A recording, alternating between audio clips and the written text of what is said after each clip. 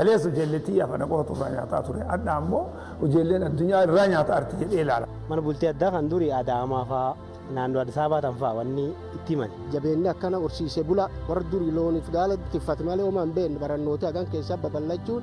Waggaa tokko keessatti manneen barnootaa bultii addaa 7 bananii humna akkamii akka fidaa jirru qopheessaa akka jirru in argina jechaadha waliin. Dhaloota baay'ee dorgomaa ta'ee kana uumaa jiru. Uumamee uumayyuu carraa kana argadhee barattoota kana barsiisuu koodhaaf guddaan gammada. Barsiisota qaxarree kitaaba finnee taabii kenninee dhaloota jiru kana dhaloota darbee ol ta'anii. Akkaataan itti ijaarree ajaa'ibaa jecha. Xumurree jalqabne. Akka tarsimuutti ilaalla mana barnootaa.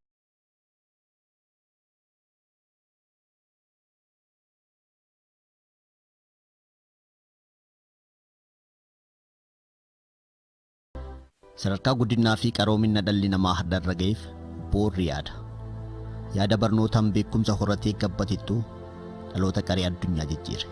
Warroonni dhaloota dhalootatti yaadatamaa fi faarfamaa jiraatan kanneen gatii barnootaa hubatanii xurree dhaloota ijaaruu fi qaruu barnootan saaqanidha. Bara barnootaaf hubannaas ta'ee haalli mijataan hin turree fi wallaalummaa akka meeshaa fi tooftaa hacuucatti dhimma itti ba'uuf sirnoomamaa ture sanatti gootota iccitiin dukkanaa ifatti gabrummaa bilisummaatti ce'u barnoota ta'uu hubatanii dhaloota dammaqsuu fi qaruuf qabsootti galantu har'as faarfamaa fi yaadatamaa jiraatu. Barnoonni waa hundaa oli. Dhaloota kanaa olis dhaloota darbee olis maaliif waa'ee dhimma dhaloota dhufuu waan ta'eef. Kanaafuu mootummaan naannoo Oromiyaa kan kaase sabboonummaan Oromoo barnootaan teknooloojiidhaan ifuu qabaa jedhee amana. Nama barateef nama teknooloojiidhaan ga'ume yoo hin qabaanne Oromoon dorgomaa ta'uu hin danda'u. Oromummaan sabboonummaan keenya ifaa deemuu hin danda'u. Qe'ee keenyatti dhaamsuuf turan kan carraaqan didee harkaa ife qe'ee keessatti. Oromiyaa keessatti ukkaamsuuf turan didee ife amma Itoophiyaa guutuutti ifaa jira. Amma immoo yaalii guddaa gochaa jiru ishuma kanarratti hambisuudhaaf yookaan kanaa gad deebisuudhaaf. Gaafa Afrikaa irratti akka ifu, Afrikaa irratti akka ifu, addunyaa irratti akka ifu yoo barbaanne karaan biraan jiru barachuu qophaa'u qofa.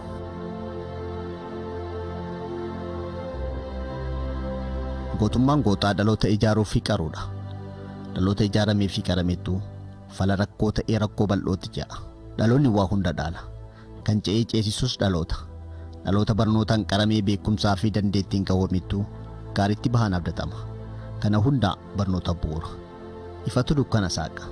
Baddaa gammoojjii Oromiyaatti kaayyoon ijaarsa manneen barnoota ifa boruus bu'uurri isaa kanuma.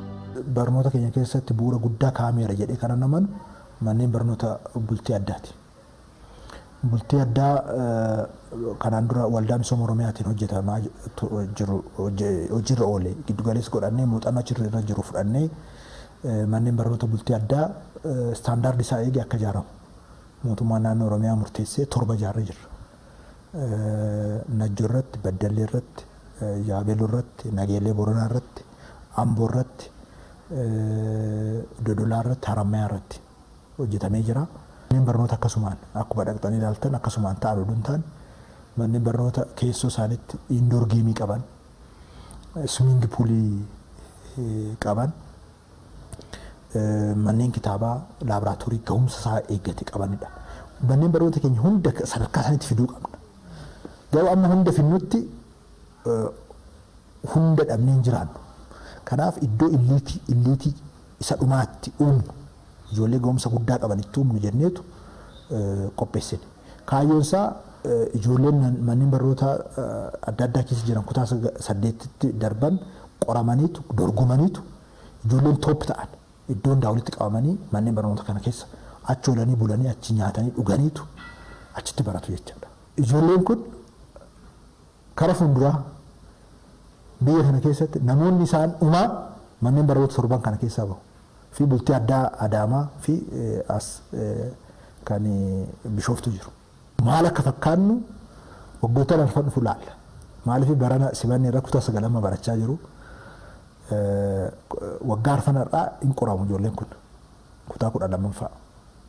So humna akkamii akka fidaa jirru qopheessaa akka jirru in argina jechaadha waliin. It is possible to reflect on a slide in terms of this one. warra nu ol akka ta'an nu ol saba isaanii warra jaalatan nu ol waan karoorsan warra raawwatan nu ol fedhii fi faayidaa isaanii akka kabachiisan dhaloota darbees dhaloota jiru kanaa ol akka isaan ta'aniif waan Oromoon hin qabne kan kennineef ijoollee kanaaf amma achitti kan isaaniif kennineef waan Oromoon qabu miti waan Oromoon qabu ol kennineef mana barnootaa sadarkaa yuunivarsiitii jiru kana kan ijaarree barsiisota ga'umsa qaban dorgomsiisnee qaxarree sirna barnoota addaa qopheessinee fi barsiisota qaxarree kitaaba finnee taabii kenninee dhaloota jiru kana dhaloota darbee ol ta'anii Oromoo Itoophiyaa keessatti Oromoo Afrikaa irratti Oromoo addunyaa irratti xiqqidhaan akka isaan dorgomaa ta'aniif jecha. Naannoo Oromiyaatti bara 2013 keessa piroojeektii ifa boruun manneen barnoota sadarkaa lammaffaa 100 fi manneen barnoota addaa fi manneen barnoota bultii addaa 7 ijaaramuun bara barnoota 2014tti tajaajilaa oolaniiru. Haalli ijaarsaa qulqullinaa fi yeroon piroojeektichi eegalamee itti xumurame yoo ilaalamu aadaa hooggansa piroojeektiiwwan misoomaa sadarkaa naannoo fi biyyaatti gaggeeffamaa ture bu'uura irraa jijjiiruun fakkeenya ta'uu danda'eera. Manneen barnoota bultii addaa kana yookiin ijaaruun kun mootummaan ijaaruun kun tokkoffaa akkaataan itti ijaarree ajaa'ibaa jechaadha. Qulqullinni isaa saffisni isaa baay'ee keessa deemtanii yoo ilaaltanii baay'ee istaandardii guddaa kan guuttateedha. Akkaataan barsiisan itti filamee galee haala addaati. Akkaataan barataan itti filamee galee haala addaati. Ilaalcha piroojeektii irratti qabnu jijjiirre.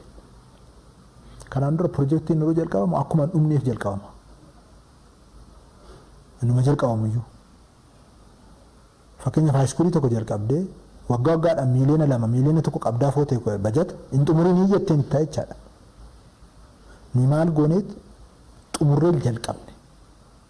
Xumuranii jalqabu jechuun maal jechuudha? In karoorfamee diizaayiniin isaa hin xumuramee kontiraaktarri adda bahee yeroon itti xumuramu hin kaa'amee galteessaa akkaataatti dhiyaatu hin kaa'amee qaamni kan hoogganu abbaadhaan itti godhan. Manneen barnootaa kunniin qulqullina barnootaa mirkaneessuun dhaloota barnootaan qaramee hegeree abdatamuuf kan hidhamedha. Kaayyoon hundeeffama manneen barnoota ifa boruu bultii addaa sadarkaa lammaffaa dhaloota beekumsa horatee teknooloojiin ga'oomee sadarkaa idila addunyaatti dorgomaa fi hegeree abdatamu horachuudha. Milkaa'ina mul'atichaa haalli ijaarsaa sadarkaa qulqullinaa hanga sirna baruu fi barsiisutti manneen barnoota ifa boruu bultii addaa waa hedduun adda. Sirna barnoota addaa baratu. Sirni barnoota kitaabni mataa ofii danda'ee hoolaaltanii jettanii kanuma biyya kana wajjin deemu ta'ee garuu sadarkaa leevilii barataa saniin kan wal simutu maxxanfamee kennamaa jira. Kana qofa odoo hin taane barumsa wanti adda isa taasisu barumsa afaan alaatis daballee barsiifna. Ijoolleen akkaataa fedhii isaaniitiin kan keessaa filatan afaan Fireenchii, afaan Arabaa, afaan Chaayinaa keessaa filatanii baratu.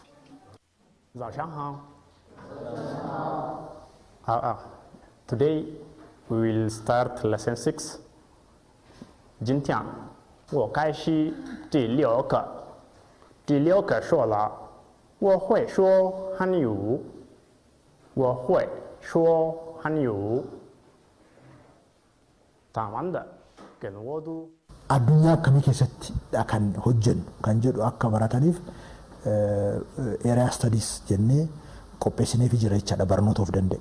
Oo dandeenyeessa karaa fuulduraatti iddoo hundatti kennina garuu ammaaf ollaawwan keenya maal isaan ollaawwan kana keessatti aktaroota akkamii jira soosho ikoonomii akkamii jira pooletika akkamii jira seenaa akkamii jira ijoolleen kun waan keessatti bahanii opereet godhan waan keessatti bahanii hojjetan waan keessatti bahanii yaadan yoo kennuuf dadhabne akka sila jenne Oromoo Itoophiyaa keessatti Afrikaa keessatti addunyaa irratti dorgomaa gochuu hin danda'an. Kanaaf akka isa hubataniif area study jennee qopheessineef jira kitaabni qophaa'eef jira. Waa'ee saayinsii beekuu qabu. Waa'ee entrepreneurshipii beekuu qabu. Waa'ee geopolitiksii waa'ee siyaasa biyya kanallee beekuu qabu. Waa'ee afaan biyya alaa baay'ee biyya keenya marsee jiru kan baay'ee barbaachisaa jennu kana laaluu qabu.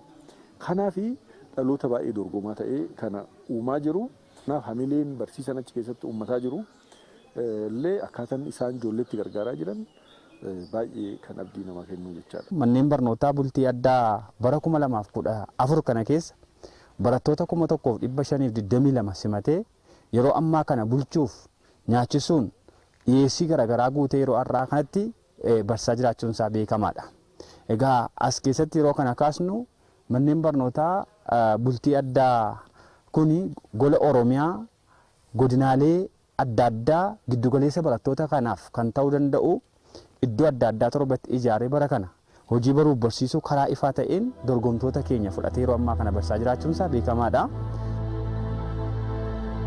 Manneen barnoota ifa boruu bultii addaa torban godinaalee Oromiyaa adda addaa keessatti ijaaramuun bara 2014 barattoota simachuun sirna baruu fi barsiisuu eegalan keessaa godina Shawaa Lixaatti manni barnoota ifa boruu bultii addaa sadarkaa lammaffaa Amboo isa tokko. Kutaa 8ffaatti warreen qabxii ol aanaa galmeessan dorgomsiisuun barattoota kutaa 9ffaa 238 simatuun adeemsa baruu fi barsiisuu eegaleera. Egaa manneen barnootaa bultii addaa kun yeroo har'aarra jireenyu kana keessatti yoo ilaalle kan amma mooraan keessa jirru kun mooraa mana barumsaa ifa boruu bultii addaa sadarkaa lammaffaa Amboo keessa jirra.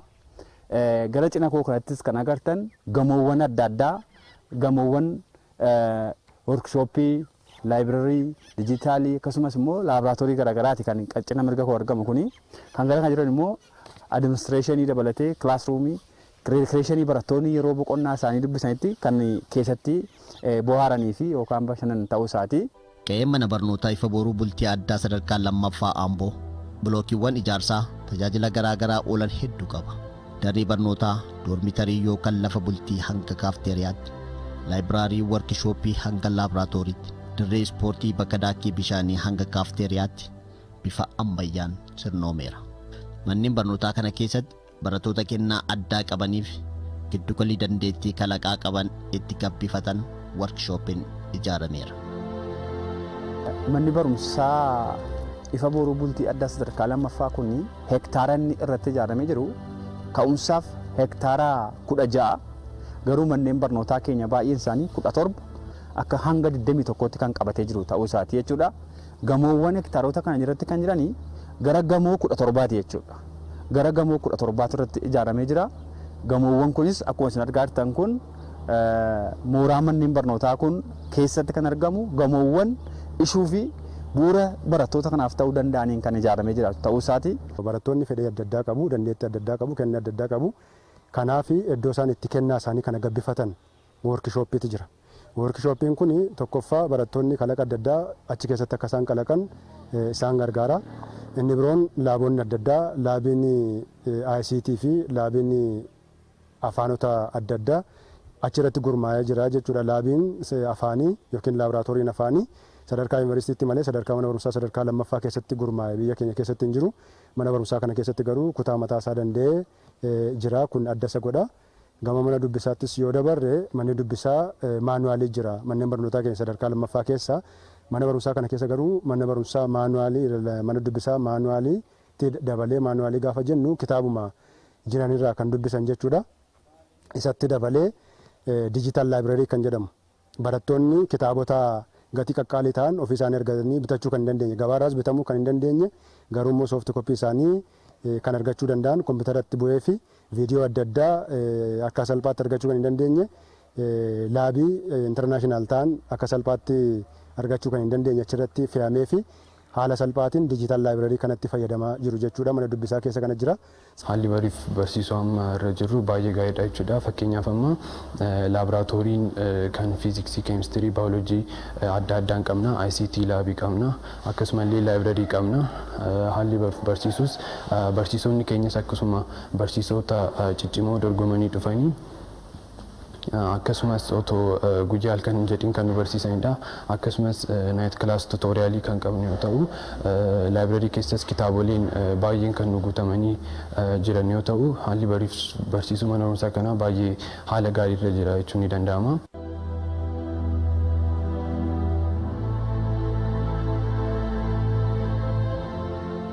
Dargaggoonni baay'een kalaqa garaagaraa kalaquu barbaadu dandeettii garaagaraa qabaachuu danda'u. Dandeettii isaanii sana immoo namni bukkee dhaabbatee galmaan ga'uu hin jiru yoo ta'e dandeettii sana fiixaan baafachuu hin danda'ani. Sababii kanaaf deeggarsa gaafata. Egaa manni barumsaa kun immoo namoota kalaqa garaagaraa qabaniidhaaf dandeettii garaagaraatiin barnootaan qofa miti ogummaa garaagaraa namoota qabanii kalaqee baasuu ni danda'a. Moodela baaromeetiraati. Noormaalii nuuf safara osoo hin taane moodela isaati. Fakkeenya jechuudha. Kun immoo kan inni nu fayyaduuf dhiibbaa qilleensaa ittiin safaruudhaaf baaromeetira jedhama. Akkuma beekamu irrallee jira. Dhiibbaa qilleensaa safaruudhaaf nu gargaara jechuudha. Inni kan biraan isa kanadha. Maltiimeetira jedhama. Inni kun maltiimeetira jedhama. Faayidaalee hedduu nuuf kennuu danda'a. Maltiimeetira akkuma maltii jedhu baay'ina safaruu waan nu agarsiisuuf kanneen akka voolteejii, kaarentii, reezistaansii warreen akka kontiinentii yookaan immoo sarara dhaabbata ibsaa wayii yookaan sarara sirrii ibsaa wayii safaruudhaaf kan nu gargaaru. Fakkeenyaaf voolteejii dhagaa baatirii kana yookaan immoo ifaa kana keessa jiru fudhannee yookaan fakkeenya isaa fudhannee ibsuu dandeenya. Gaafa goo voolteejiin kun noormaalii isaa yookaan inni jalqabaa guutuun isaa 1.5 vooltii qaba. 1.5 vooltii kana itti fayyadamameera waan ta'eef amma inni irraa hir'ise yookaan immoo amma achi keessatti amma hafe ilaalaa jechuudha. Astiroonomarii ta'uun barbaada. Mana barumsaa kana seenuun immoo carraa guddaa banaa. Fakkeenyaaf amma kitaabolee laayibirariitti illee kitaabolee bakka barbaannu akka geenyuuf kitaabolee nu gargaaran illee jiru. Akkasumas barsiisota ciccimoo waan barbaanne nu gargaaran qabna. Isaanis otoo dadhabne hin jedhiin waan hin beekne yoo gaafannu illee sirriitti nu ibsuudhaan sirriitti nu gargaaru jechuudha. Apodem. The apodem is written in the form of a diagram in this one. Galma gomsa kaayuu keenyatiif yoo cimne abjuu qabaanne abjuu keenya sana irratti immoo hojii ayyoo deeggarre galma kan waaqa gahuu dandeenya. Akkuma sana immoo akkuma wanta gaariin jiru wanti gadhiisi bukkee qabama. Akkuma wanti bareedin jiru wanti fokkisaanis jira. Wanta fokkisaa sanarraa dargaggoonni bara kanaa irraa of qabuu ni qabu. Biiroon barnoota Oromiyaa qulqullina gaaffii kaleessa hawaasii barnoonni badeera cabeera jedhee kaasu furuudhaaf akka moodelaatti yookaan isa akka ka'umsaatti manni barumsaa bultii addaa kun miira dorgommii barattoota gola Oromiyaa keessa jiran as galuudhaaf sadarkaa tokkoffaa keessatti illee uumee jiraachuu isaati jechuudha. Waliigalatti gaafa kaasnu akka tarsimootti ilaalla mana barumsaa.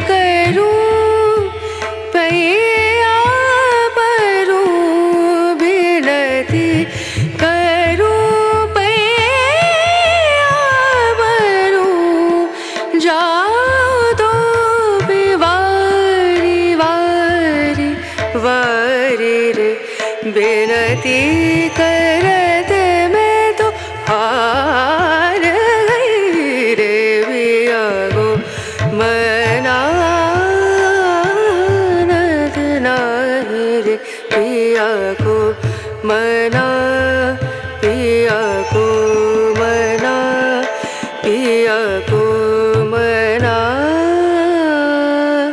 मानत नाही रे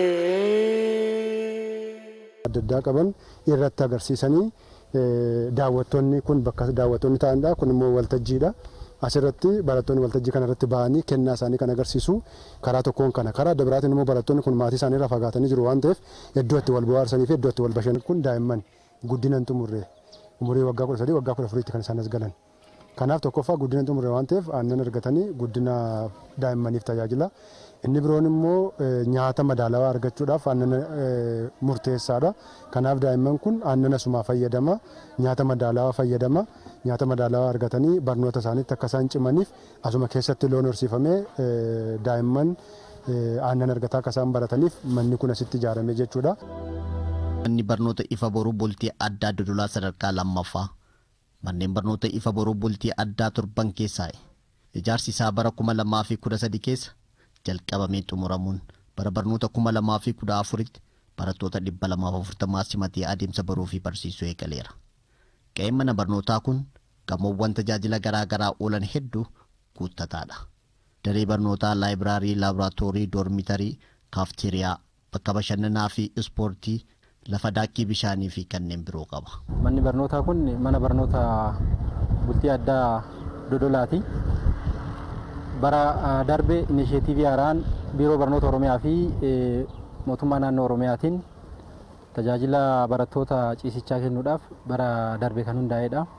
Kaayyoon hundaa'eef barattoota qaxaleewwan ta'an, barattoota ciccimoo ta'an sadarkaa Itoophiyaatti, sadarkaa Baha Afrikaatti, sadarkaa addunyaatti ijoollee filatamoo ta'an horachuudhaan biyya kana biyya giddugala saayinsii fi teekinooloojiitiin ceete taasisuudhaaf mana barnootaa hundaa'edha. Kaayyoo guddaa kan of keessaa qabudha. Manni barnootaa kun asiin dura akkuma beekamu gamoowwan yoo ijaaraman waggaa 10 ol fixaatti ijaaramu. Manni barnootaa kun garuu waggaa tokko keessatti ijaarsi isaa xumuramee waggaa tokko keessatti barattoota simatee hojii baruu barsiisuu kan eegaledha. Manni barnootaa kun tajaajilawwan adda addaa kenna. Tajaajila ciisicha barattootaa, tajaajila nyaata barattootaa, tajaajila baruu barsiisuu milkaa'aa, tajaajila iddoo bashannana adda addaa, bakka daakkii bishaanii, tajaajila jiimnaaziyeemii, tajaajila amfiitiyaatirii, tajaajila barnoota afaan biyya alaa keessattuu afaan arabikii, afaan chaayinii fi afaan faransii mana barnoota keenya keessatti kan kennamudha. Kana qofa osoo hin taane tajaajila sa'aatii 16 mana barnoota kana keessatti kan kennamudha. Mana kitaabaa ammayyaa, laabraarii dijitaalaa, tajaajila ICT language laabii fi ICT laabiitu mooraa keenya keessatti kennama. Laaboraatoorii saayinsii uumamaa, baayoloojii, keemistirii fi fiiziksiitu kennama jechaadha. Kanaaf gamoowwan mana barnootaa kana keessatti argaman gamoo tajaajila barattoota ciisichaa qabu, kaaffee barattootaa kana jechuun tajaajila galmaa fi kaaffeef fayyadu, gamoo mana yaala barattootaa, yaalli barattootaa itti kennamu, gamoo jiimnaaziyeemiin keessatti argamu. Kanaaf qofa osoo hin taane tiyaatirri garaagaraa itti agarsiifamu, iddoo tiyaatirri garaagaraa itti agarsiifamu amfiitiyaatirii jedhamu qaba. Gamoo daree barnootaa, mana kitaabaa, laaboraatooriiwwan saayinsii uumamaa fi laaboraatooriiwwan afaan biyya keessaa biyya alaa kan of keessatti hammateedha. Barattoonni dandeettii kalaqaa qaban akka gabbifataniif haalli mijateera. Gama ispoortiinis dandeettii fi fedhii isaanii irratti hundaa'uun ispoortii gosa garaagaraa haalli mijateera. Barattoota kennaa aartii qabaniif iddoon agarsiisa aartii lafti amfiitiyaatirii mijateera.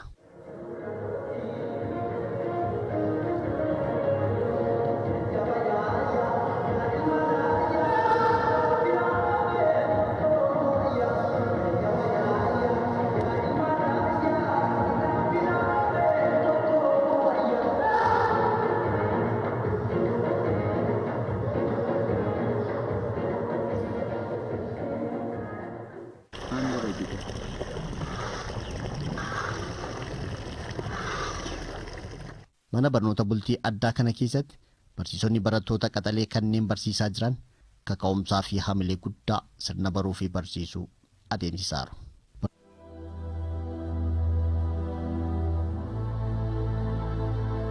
Barattoonni keenya kuni haala kanaan barachuun isaanii hegeree Oromiyaa miti kan Itoophiyaa akkasumas kan addunyaatiif waan abdachiisaadha jedhee yaada. Barsiisaa keessa barataa keessa xiiqiin barnoota hedduutu jira.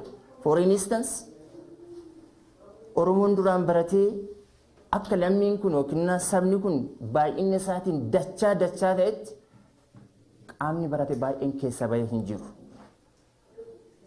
Qaama baratee lammii kanaaf gadi fageenyaan barbaachisuu isaa erga irratti walii galameen booda barattoota taayilentii ta'an naamusaan dandeettii barnootaatiin iftaaniif egeree isaanii baay'ee badhaa ta'e funaananii as gashuu qofaa miti wantoota isaaniif barbaachisu hunda guutanii fi hojii isaa erga eegalee kunoo amma waggaa tokko xumuruudhaaf hodhakkaa irra kunnee jirra. Kanaaf galmi keenya ka'umsarra jirra malee galmi keenya guddaadha jechuu barbaadetti. Galanni hayyoota kaleessa bu'uura kaaniif haa ta'u kan har'atti dadhabaa jiraniif haa ta'u keessawwan mootummaa naannoo Oromiyaa biiroo barnoota Oromiyaa galanni isaaniif haa ta'u har'a fuuldura keenya kanaan dura kaayyoo ture Hayilee Fiidaafa kan kaa'aa turan kan hayyoonni Oromoo gurguddoodhaan kaa'aa turan itti deemaa jirra jedheen abdii qaba. Ani uumamee umayyuu carraa kana argadhee barattoota kana barsiisuu koodhaaf guddaan gammada. Maaliif yoo jettan barattoonni iddoo kana jiran kun lammii kanaaf biyya kanaaf dhaloota kanaaf fakkeenyaa fi bu'uura hundeeffama biyyittii akka inni ta'e natti mul'ata. Beekumsi xabboo beekumsi ganamaa jira. Indigenous knowledge inni jennu jechaadha.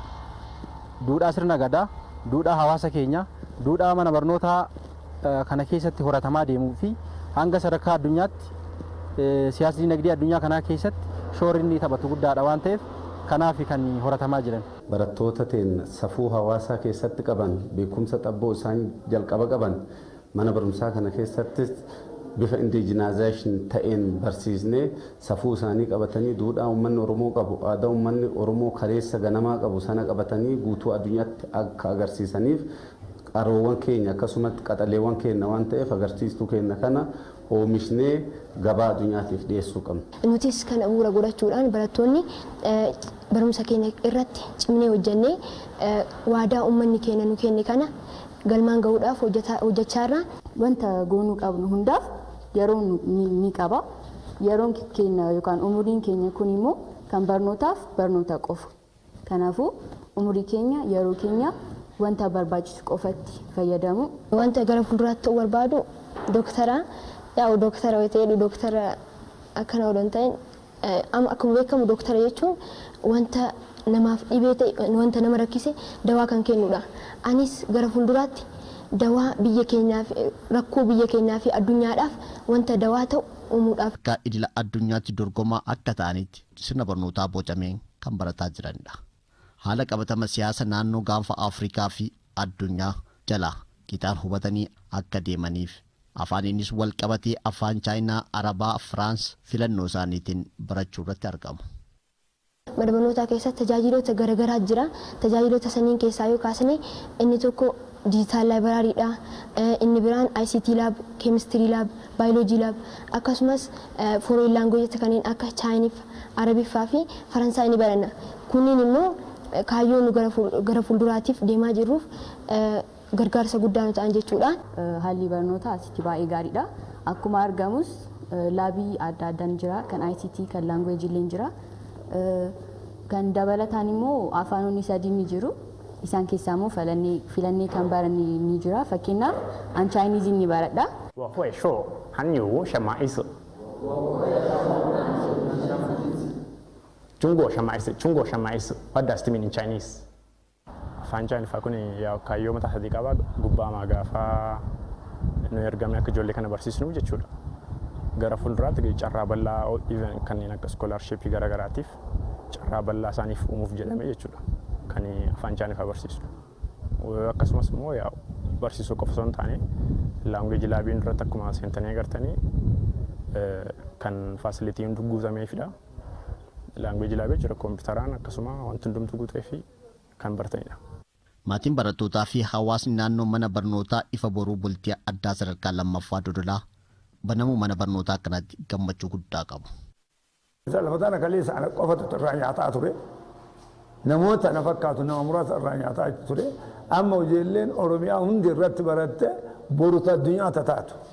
Kaleessa ijoolleetii afana qofatu irraa nyaataa ture. Adda ammoo ijoolleen addunyaa irraa nyaataa arti jedhee ilaala. Maaliif irra barataa jirti baramsaaf nyaanni waan wal qabatee deemu akkasanitti ilaalaa. An akka mataa kootiitti baay'ee itti gammadeera. Hawaasni naannoo kanaallee itti gammadanii lafa ofii qotatan dhiisanii maatii ofii jalaa kennanii asitti manni kun akka nu ijaaramu fulbaana 27 bara 2013 jalqabee manni kun haganatti amma hojii jalqabee jira bara kana.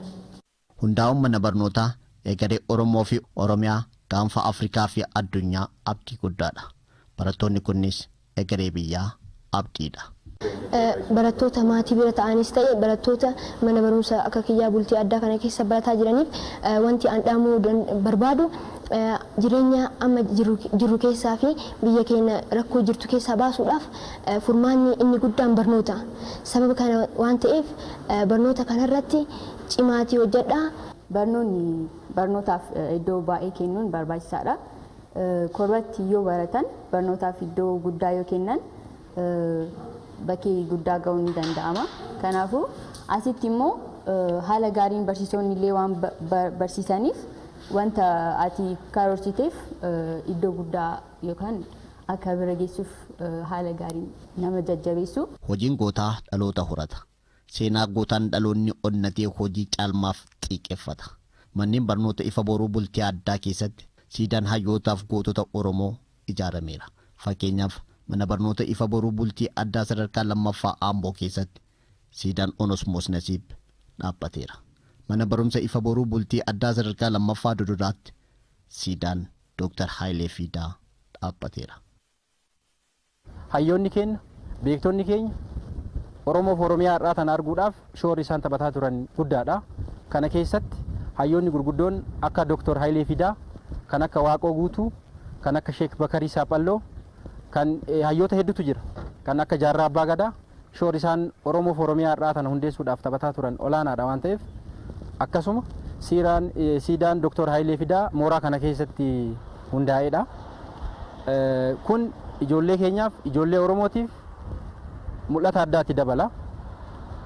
Isaan kaleessaa shoora cimaa taphataa turan siyaasa dinagdee biyya kanaa keessatti shoora taphataa turan barnoonni kunis akka as ga'uuf barnoonni ammayyaa kun akka lafa qabatuuf shoora isaan taphataa turan olaanaa ta'uu isaa ijoolleen keenya akka hubatanii fi keessattuu dubbiin isaan dubbatan keessaa namni barate ni bilisooma.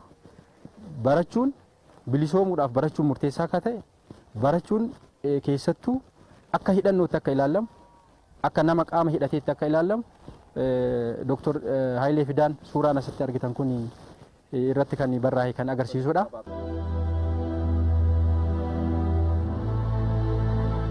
Barnoota wal qabatee rakkoo hawaasa naannoo horsiisee bulaa furuu keessatti manni barnoota ifa boruu fala waarawaa ta'eera. Godina Booranaatti manni barnoota ifa boruu bultii addaa aanaa Yaaballoo keellatti ijaarames manneen barnoota ifa boruu bultii addaa torban godinaalee Oromiyaa adda addaa keessatti ijaaraman keessaa. Wantoonni as keessatti barattoota kanaaf mijatan jira. Tokko haalli ciisichaa barattoota mijatee jira. Lammaffaan nyaata tajaajila nyaatatu kennamaafi inni sadaffaan tajaajila fayyaati. Tajaajila fayyaa inshuraansii fayyaa barataan dhuunfaadhaan qabu tajaajila fayyaa ni argatu. Inni biraa dabalataan maal inni tajaajila laayibirariiti jechuudha. Laayibirarii gosa lamatu mana barumsaa keenya keessatti argama. Tokko diijitaal laayibirariidha. Inni lammaffaan immoo laayibirariidha jechuudha. Kanaaf diijitaal laayibirariidha yoo ilaallu barataan dhuunfaadhaan tokkoon isaa taabileetii qabu. Taabileetii dhuunfaa isaanii qabu. Kanaaf taabileetii kana immoo maal inni barnoota kutaa keessatti baratan dabalataadhaan laayibirarii keessa seenanii achitti waayifaan jira waan ta'eef daawunlood godhanii barattoonni dubbisuu danda'u jechuudha.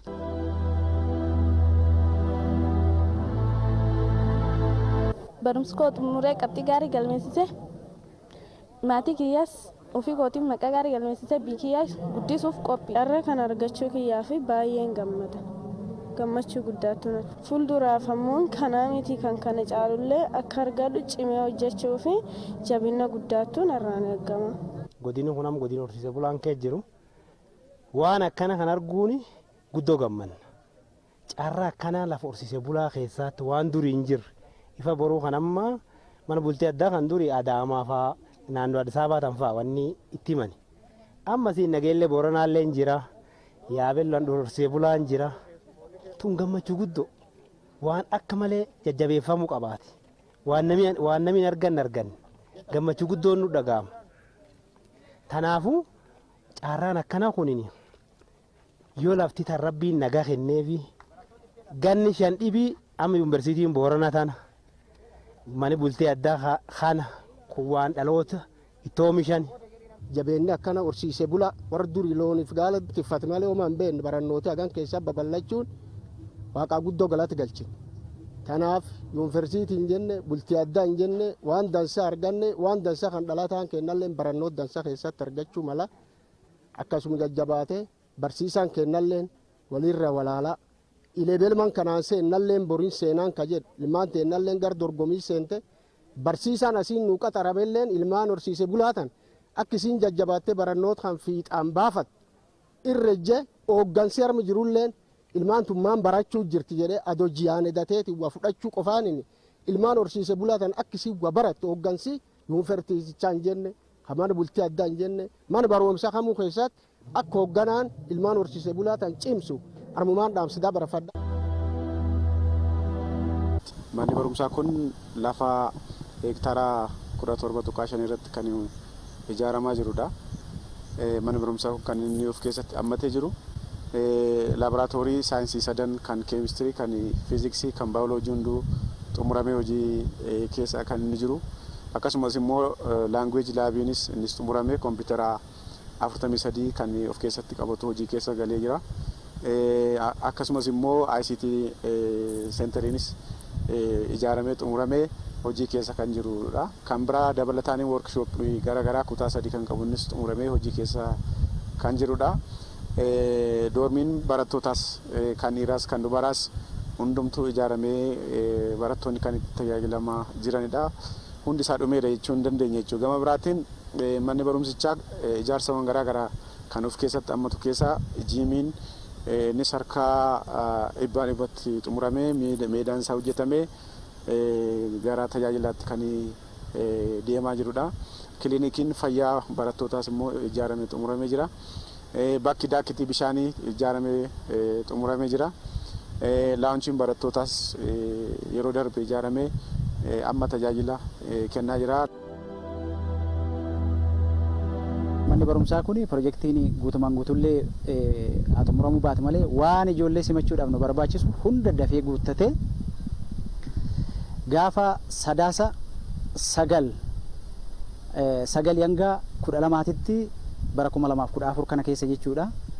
Qophii hundaa xumurree ijoollee keenya simannaa goonee gaafa sadaasa 13 bara 2014 immoo daree barnootaa bifa ho'aa ta'een kaataadhuma yaadame sanaani barattoota keenya barsiisota keenya hojjetaa keenya qabannee hojii baruu barsiisutti gallee jechuudha. Barataan nuyi simanne barataa 165 baranaaf simanne kutaa 9 qofa simanne isa kana simannee tajaajiluudhaaf immoo barattoonni gara kanatti bara kanaaf simatame kilaaster ta'ee godina Gujii lamaan Gujii lixaatii fi godina Gujii akkasuma godina Arsii baatii fi godina Arsii lixaa akkasuma godina Shawaa ba'aa keessaallee barattoota hin qabna kilaaster ta'ee bara kanaaf barattoota kana godinaalee kanarraa simannee kan barsiisaa jirru. Lafti keenya kiiloomeetira baay'ee Finfinnee irraa fagaatti dhaloota akkuma namaa dhalanne wanni barumsa eegee nu dhaanse manni kanaa adoo kana jiraate nulle ijoolleen maanguddoon duraallee nulle amma adda biroo jira.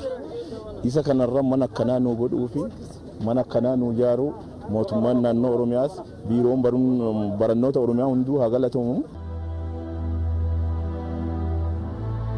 Bara kanaa barattoota dhiiraa 119 akkasumas barattoota shamarranii 74 walumaa gala barattoota 193 simanneetu jechuudha. Hojii baruu barsiisuu kan jalqabne akkasumas barsiisota 22 barsiisota dhiiraa 20 barsiisota shamarranii lamaan hojii baruuf barsiisuu eegallee almost hojii seemisteera tokkoffaa xumurree amma gaa seemisteera lammaffaa gara walakkeessuutti deemnee jirra jechuudha. Haalli waliigalaa mooraa keenya keessa jiru akka fakkeenyaatti gaayyoon hojii baruu barsiisuu irraa eegale barattooti asitti baratan kun barattoota filatamanii dhufanidha. Godinaalee adda addaa irraati kan dhufan jechuudha.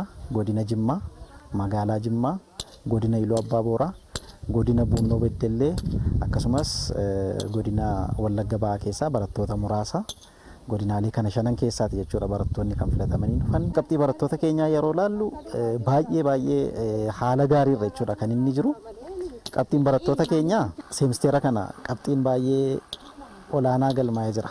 Barataan Azahool tokkoffaa ba'ee naannoo 98.8 kan inni galmeesse. Mooraa kana keessa barataan tokko turuudhaaf qabxii 80 oli kan inni galmeessuu qabu.